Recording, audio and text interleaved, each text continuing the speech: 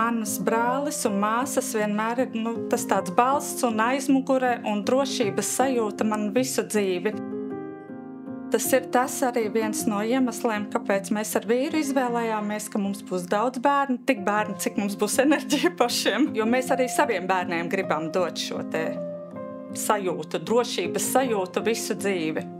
Mums nav svarīgi, lai bērni būtu teicamnieki un pirmie visur. Tas absolūti nav svarīgi.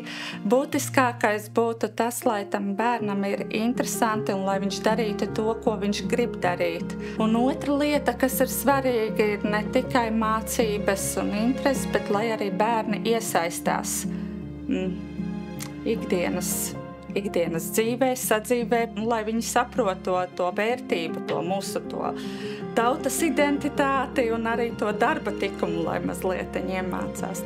Daudz bērnu ģimeņu biedrību kopā es esmu jau 10 gadus, gandrīz no biedrības dibināšanas, kad bija atbraucis lielais dēls.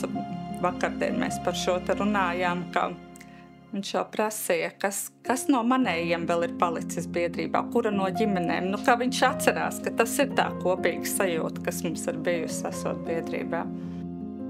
Ik pa laikam vajag sabiedrībai viens otram atgādināt, ka bērni tagad, šodienas bērni ir tie, kas nākotnē būs skolotāji, ārsti, zinātnieki.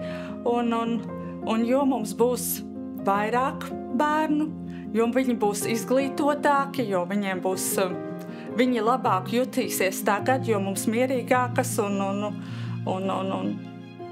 mierīgākas būs vecumdienas. Man žēl, ka to mēdz uztvert kā slogu, kā nastu, jo tā ir iespēja, kā mūsu identitāte, kā mūsu vērtības nodot nākamajām paaudzēm.